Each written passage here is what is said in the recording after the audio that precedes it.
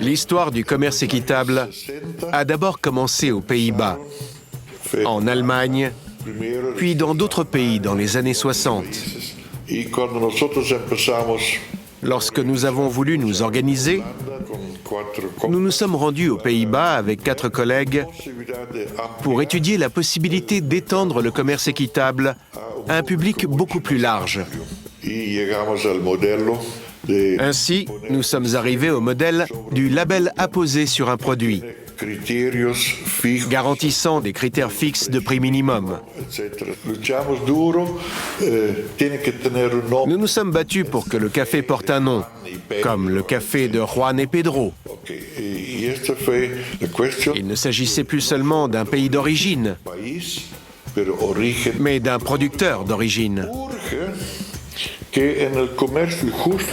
Il est urgent de défétichiser le produit pour rappeler que derrière l'anonyme tasse de café que nous buvons se cache un petit producteur.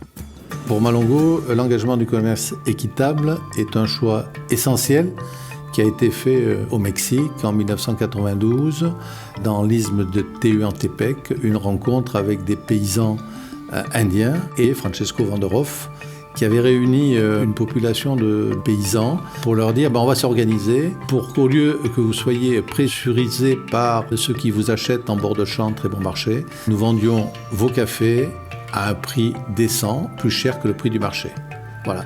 Et c'est ce qui m'a intéressé dans cette démarche. Le commerce équitable existait encore peu en France.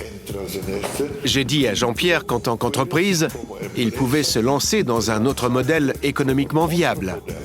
De nombreuses discussions ont eu lieu au Mexique. Et Malongo a commencé à acheter en direct petit à petit.